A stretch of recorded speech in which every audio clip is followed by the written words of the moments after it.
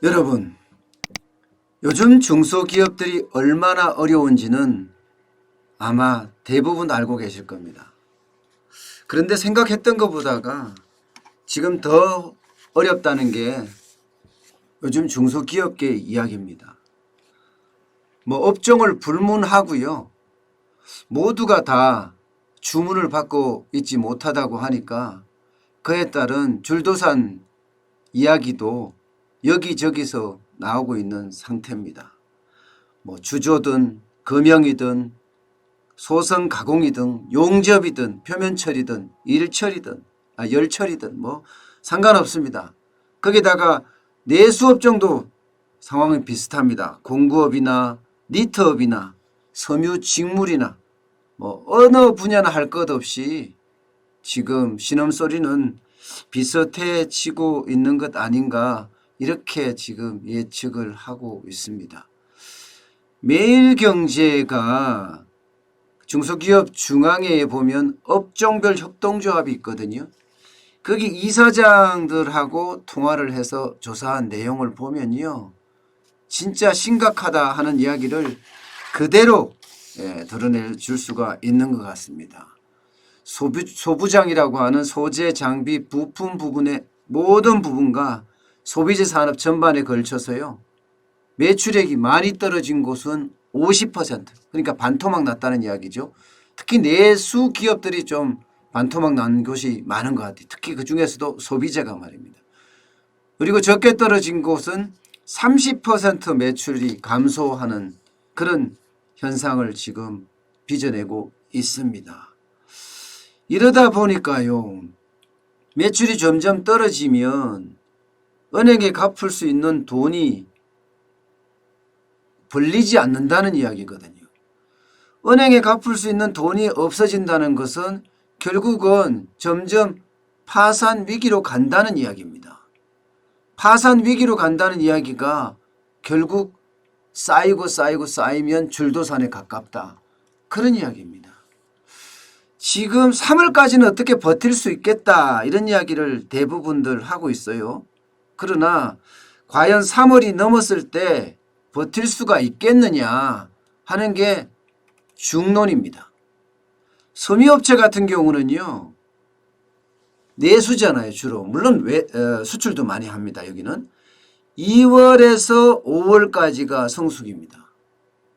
보통 이 기간에 모든 물량의 한 90% 이상을 소화해낸다고 해요.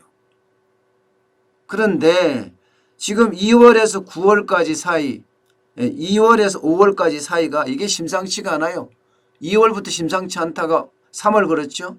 만약에 4월까지 간다면 뭐 버티지 못하다는 것은 아예 그냥 따놓은 당상이다 뭐 이렇게 이야기까지 할 정도예요. 지금 현재까지는 매출이 50% 넘게 빠졌는데 이대로 가면 70% 80% 빠지는 것은 시간 문제고요. 그렇게 매출이 빠졌을 때는 실질적으로 여러분 도산을 할 수밖에 없다는 이야기를 많이 해요. 또 시화공단에 있는 그 주문을 중심으로 한 제조업체들 여기는요 거의 주문이 없다고 합니다. 대기업에서도 주문이 없고요. 또 해외 바이어들에게도 주문이 없다고 해요. 그러면 어떻게 되겠습니까? 도산을 할 수밖에 없는 그런 상황에 몰리는 거죠. 그런데 상황이 이렇게 굉장히 열악해지는데도 우리가 진짜 어렵다 이런 말을 입 밖에 못 꺼낸다고 합니다. 왜일까요? 은행 때문입니다. 대출금 회수할까 봐. 대출금 회수할까 봐 아주 조마조마하게 지금 보내는 것은 분명해 보이는 것 같아요. 이렇게 개별 기업들이 각각 어렵다. 그러면 어려운 데는 있고 좋은 데는 있지 않겠느냐 이렇게 이야기할 수 있잖아요. 그런데요. 실제 앞서 말씀드린 대로 그 중소기업 중앙회의 업종별 협동조합 이사장들하고 이야기를 해보면 이게 개별 기업의 문제가 아니다 하는 것을 그냥 알 수 있습니다. 체기가 한국용접공업협동조합 여기는요. 아예 그렇게 이야기합니다. 대기업이 투자 의사결정을 하면 거기에 중소기업이 따라가면서 용접공업도 용접회사들도 같이 업무가 이루어지는데 지금 중소기업은 뭐 대기업만 바라보고 있는 상태인데 대기업이 투자를 안 하니까 그냥 올스톱 된 상태다. 올스톱이라고 해요. 올스톱. 협동조합 이사장이 이렇게 이야기했을 때는 전체가 그렇다는 이야기잖아요. 박평재 표면처리공업 협동조합도 마찬가지입니다. 발주량이 이전에 비해서 30%가량 줄었다. 발주량이 줄었다는 거예요. 30%. 게다가 요즘은 잔업도 안 한다는 거예요. 잔업도. 예. 심지어는요. 표면처리라는 게 3D 업종 중에 또 하나예요. 그러다 보니까 여기에는 3D 업종이라는 게 어렵고 더럽고 위험하다는 업종인데 이 국내 사람들이 잘 안 갑니다. 외국인들이 많아요. 그런데 일감이 없으니까 외국인들조차도 이탈할 조짐을 보인다. 이렇게 이야기할 정도입니다. 그만큼 지금 시장의 상황이 좋지 않다는 이야기예요. 금형이요? 금형업체도 마찬가지라고 합니다. 금형하면 대한민국이 그래도 뭐 기술적인 측면으로 봐서도 뭐 거의 1등, 예, 일본 다음이라고 하기도 하고 일본보다 앞선다고 이야기도 하고 하여튼 금형 쪽에서는 대한민국이 굉장히 앞서 있습니다. 물량으로 보면 중국 다음에 우리인데 이 금형이 안 팔려나가요. 금형이 이제 제품을 만들기 전 표본이라고 할 수 있잖아요. 그죠? 근데 제품을 만들려고 그러면 금형으로 떠서 이걸 갖고 대량 생산을 하게 되거든요. 제품의 어떤 뭐 표지도 있고요. 뭐 포장재도 있고 뭐 여러 가지가 있을 거 아니에요. 그런데 이게 해외에서 주문이 안 들어온다? 국내에서 주문이 안 들어온다? 이 이야기는요. 지금 생산을 안 한다는 이야기예요. 생산을. 금형이 많이 들어와야 되는데 안 들어와. 게다가 금형 자체는 눈으로 직접 보고 의사결정을 해야 되는 부분이 많아요. 그런데 전 세계가 지금 입국 금지했잖아요. 전 세계가 각국이 다 했습니다.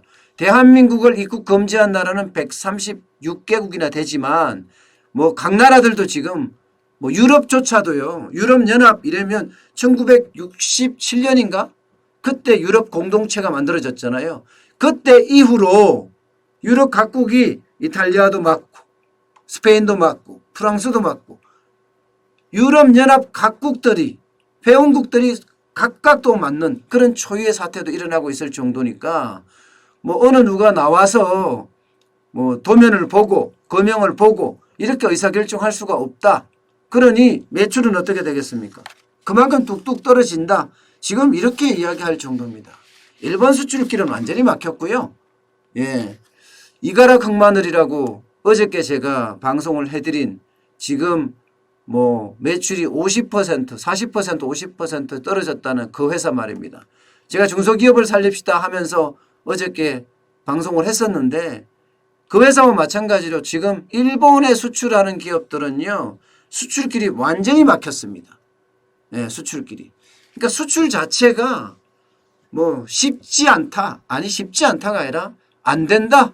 네, 이렇게 보시면 그나마 다행인 것 같고요. 그동안에 주문을 받아놨던 곳 있잖아요. 거기만 겨우겨우 버텨간다. 그 버텨가는 것도 그동안 누적 주문이 3월 말이면 다 끝난다는 겁니다.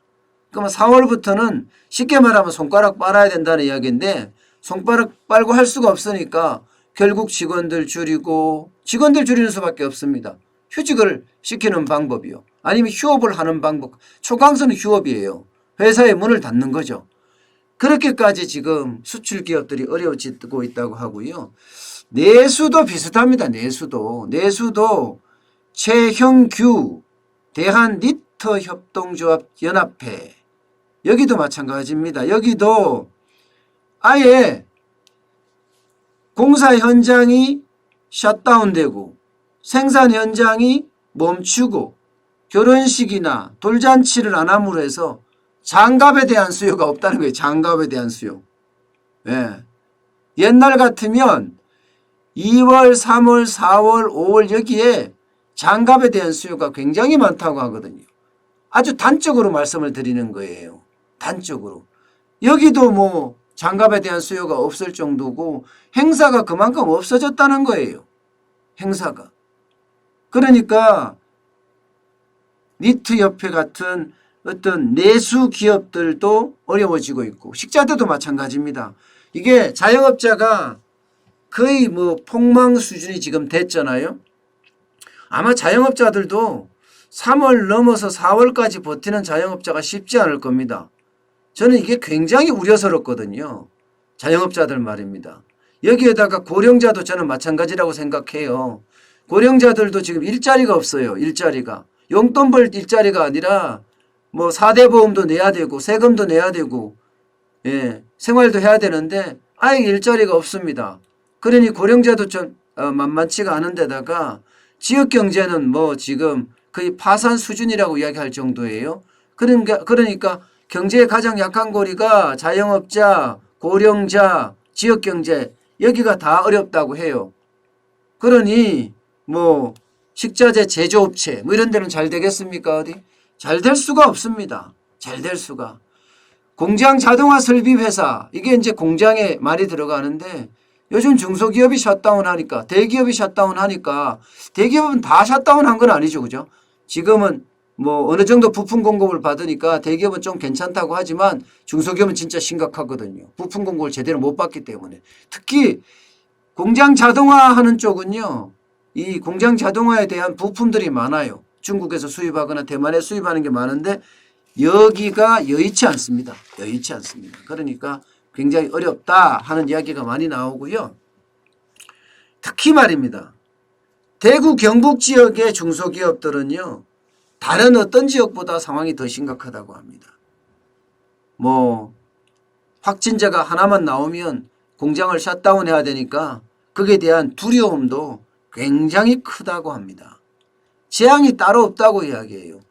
염색 가공업체 이런 데서 가끔 그런 이야기 들으셨을 거예요. 일자리가 부족하다. 한국 사람이 없다. 전부 다 외국인이다. 염색 가공업체 조만간 우리나라에선 퇴출될 거다. 이런 이야기까지 했잖아요. 그런데 요즘은요. 코로나 때문에 조만간이 아니라 이제 퇴출되겠다. 그런 이야기까지 나올 정도로 심각하다. 이런 이야기가 계속해서 지금 나오고 있는 실정입니다. 실제 중소기업인들한테 물어보면요. 거의 3월을 버티기가 쉽지 않지 않겠느냐 하는 이야기가 많아요. 왜냐하면 주문이 안 들어오고 판매가 안 되기 때문입니다.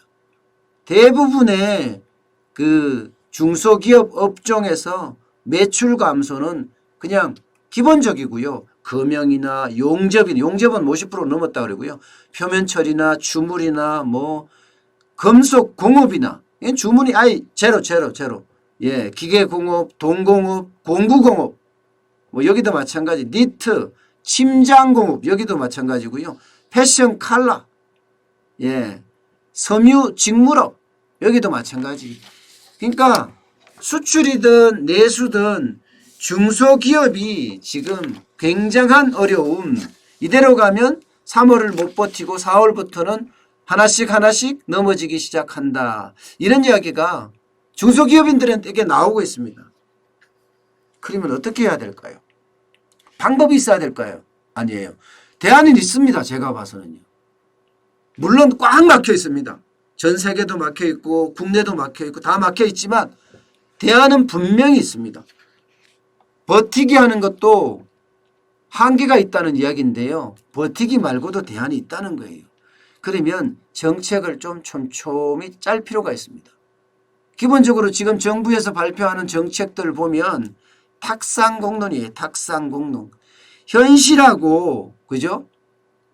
정부가 지원하는 지원 대책하고 너무 차이가 나요. 마치 지금 막 각종 융자를 해줄 것 하지만 가보면 융자하기 쉽지 않고요. 지금 대출 받은 거에 대한 보정 대책도 지금 만만치 않습니다. 예, 기본적으로 부채 비율이 있으면 보정도 해줬던 것을 회수한다고 이야기할 정도예요. 그게 중소벤처기업진흥공단 여긴 정부잖아요. 긴급경영안정자금 대출 이것도 만만치가 않습니다. 왜냐하면 보증을 받아야 되기 때문이에요. 저는 이런 기업에 대한 대출을 해주고 대출을 싸게 해주고 이게 저는 중요치 않은 것 같아요. 이게 지금 중소기업은요. 어차피 대출해줘봤자 앞에 있는 대출을 돌려막기 하기에 급급하거든요.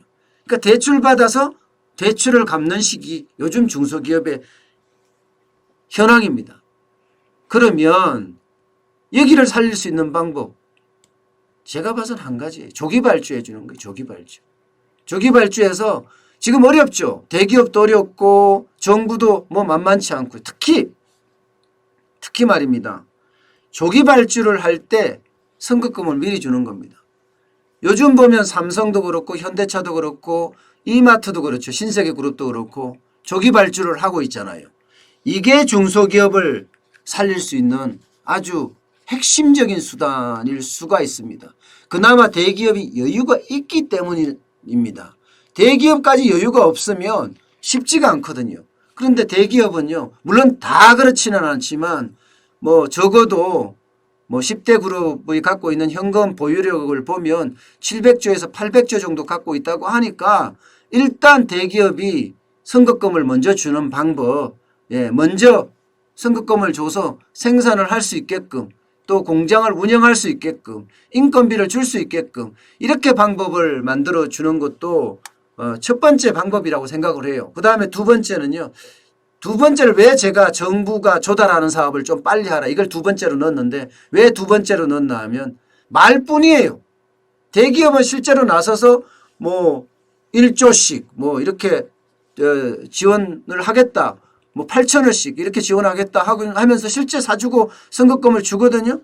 근데 정부는 그게 잘 안 되거든. 말만 해 말만. 마스크 대책도 말만 앞섰지 뭐 사실 도대체 뭐 제대로 한 게 뭐가 있습니까. 그러니까 제가 두 번째로 넣었지만 이번에는 좀 어떻게 정부가 좀 빨리 했으면 좋겠습니다. 그래서 조기 발주를 해서 돈을 주는 거예요. 대출해 줘봤자 그 대출은요 또 갚아야 할 돈이고 이미 많이 받은 대출 때문에 대출 돌려막기밖에 안 된다. 때문에 정부가 조기 발주를 해주는 겁니다. 조기 발주를. 그게 더 먹혀 들어간다 하는 이야기를 하고 있고요. 실제 중소기업한테 물어보면요. 그런 이야기를 실제 많이 합니다. 조기 발주를 좀 빨리 해달라 하는 이야기를 많이 합니다.